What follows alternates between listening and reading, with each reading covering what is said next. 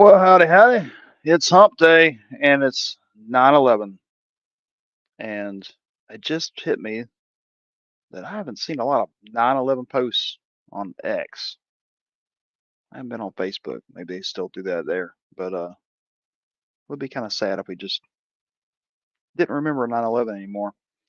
Actually, when I did my prayer thing this morning, I've been tired today, just been wore out.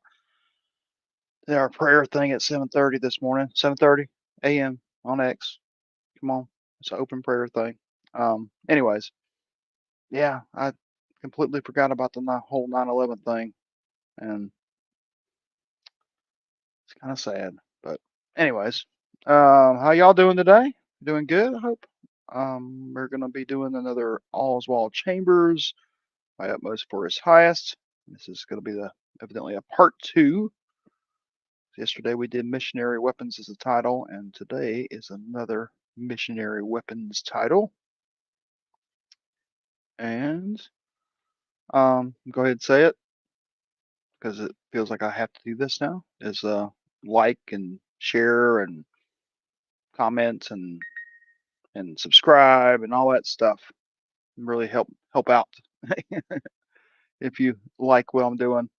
If not, then just do that anyways, and just out of pity. How about that? All right, so September 11th. This ought to be a good one. Missionary weapons. John 13:14. If I then If, if I then, your Lord and teacher, have washed your feet, you also ought to wash one another's feet. John 13:14. One of the most famous sections there, and examples of how to be a servant instead of, trying to be the leader, or a servant leader is actually probably the best way. And a lot of good leadership books have actually been written about that, and as being more of a servant than, because you get a lot more respect when you're willing to willing to serve your people and really care about your people. And the best example of that would be Jesus, um, especially in this section where he actually does the washing of the feet to show them how important it is to lower yourself and be humble. Um, okay, so let's see what he says here. Ministering in everyday opportunities. Ministering in everyday opportunities that surround us does not mean that we select our own surroundings. It means being God's very special choice to be able to be available for use in any of the seemingly random surroundings which He has engineered for us. I like that, which He has engineered for us.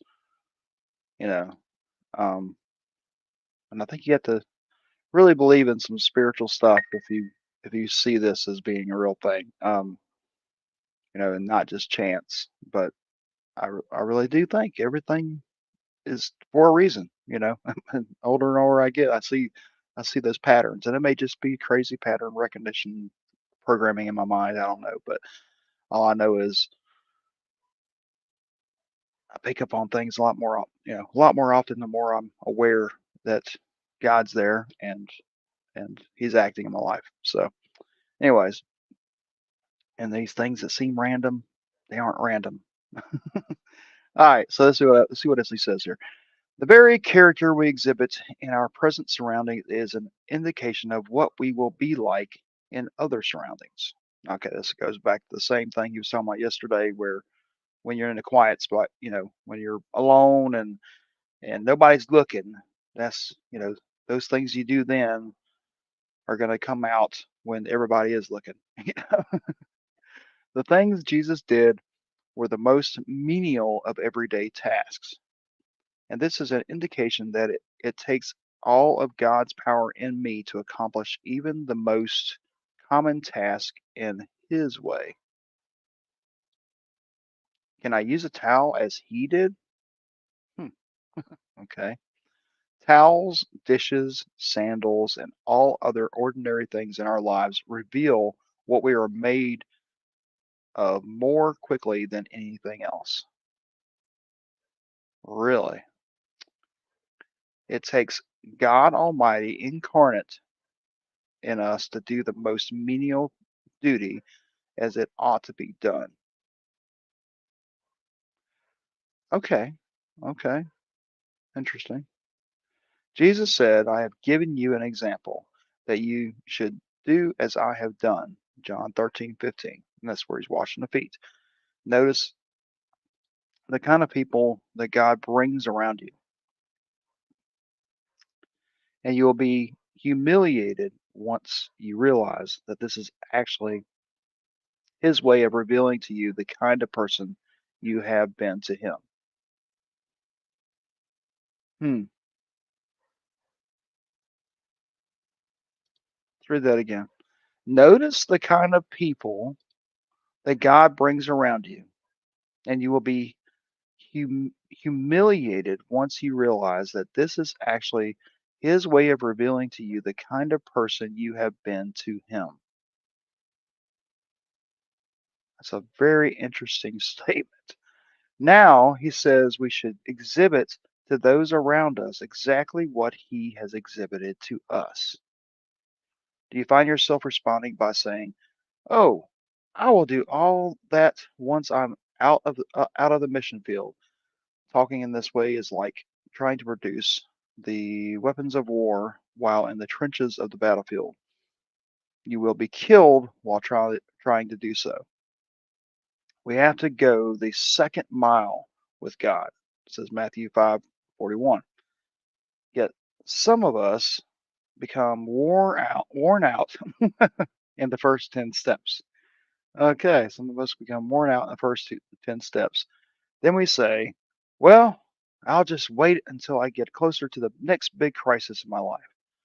But if we do not steadily minister in everyday opportunities, we will do nothing when the crisis comes. The end. Okay. Okay. So what's he? So the overall thing is he's going back to the same principles he was talking about yesterday of um, in private, what you're doing in private. And he's talking about here, he's talking about the little things. We all have our big dreams, our big aspirations, our big, plans, and we're always looking at that big picture, whatever it is. If it's missionary, being a missionary, trying to spread the gospel, or if it's a business, a business thing, or being the next YouTube star or something like that. But it's those little steps. It's those little things, those little everyday opportunities that he's talking about of the consistently doing the work, doing the grind, washing the feet, taking care of your neighbor, loving your neighbor. Those simple little daily things that you may overlook. Look at it as any successful business. I mean, it took those menial little things, the doing the accounting, making sure your books are balanced, making sure if you're doing an internet thing, making sure you're putting the little tags on there, making sure you're doing your edit work if you're a writer or doing these kind of things. Um, Making sure you're taking the time to do those little menial things and doing them excellently in the small things. If you could do those excellently and worthy of God, um, and worthy of the big picture, then when the big picture does come, it will come much stronger. And um, thinking about it, I think about like Amazon and um, Bezos, which just turned into kind of a weirdo, but I mean that guy meticulously started out with that little online book company, and just it took, we see it now as this big old mega giant and just sells everything and pretty much owns the United States shipping industry. I mean, everybody ships and is beholden to Amazon now. But this guy, it didn't start out that way. It started out with him being faithful to just do the little things, meticulously just building on and building on and building on and doing, making sure everything's in line and flowing around his structure and doing all the boring menial things, washing the feet. It took all those little baby steps, which Kerm hates when I say that, little baby steps to get to the big picture. You can't, you may have that big picture in your mind, and I don't even know if Jeff Bezos had that big picture in his mind. Maybe he did, but it was a magnificent picture. But he didn't get there in one day. He didn't get there um, by just going viral, with one TikTok or something. He did, and he didn't build all that the easy way. He built it very meticulously and very industriously, and did the little menial tasks. And this is what he's talking about here in a spiritual way. He's talking about, if you want the big things, if you want to do the big things for me, God's saying, if you want to do these big things, then you got to do the daily things. You got to be spending time in my word. You got to be spending time praying. You got to be spending time, um, meditating on my word and on me. You got to be spending time loving your neighbor. You got to be spending time checking in on your brothers and sisters, you know, and not just being caught up in whatever the greatest new Netflix thing is, or whatever it is. You got to be spending that time on those menial things that you think, well, like contacting somebody that's been going through something tough. I mean, it only takes a call, it only takes a message, it only takes a text, and you may think it doesn't mean much, and it's insignificant, but it can be something that's much more profound than you could ever see, and it can have a butterfly effect that turns into something magnificent, Amazon style. But anyways, I am super wore out, and I still gotta go to church. Whew. Anyways, I think this is a pretty good one. I think tomorrow he has the same kind of message from another area, or no? Oh, maybe not. Okay, maybe that was it. Maybe that's it. So tomorrow we're going to be going through spiritual confusion. Oh boy, that sounds fun. And I think that's about it. Anybody got any comments? I can't even see my comments because that's up there. Nope, no comments. All right. Well, I appreciate the 11 people watching live. I really do appreciate that.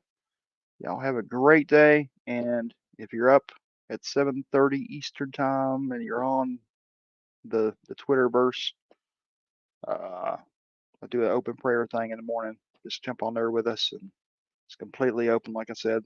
And no matter your beliefs or what you got going on, you can come on and either just listen or hide behind the scenes, or come out there and be a prayer warrior. I mean, it'd be awesome. I got a couple of dudes from Uganda on there recently, and they they preach and pray at the same time, much stronger than I can.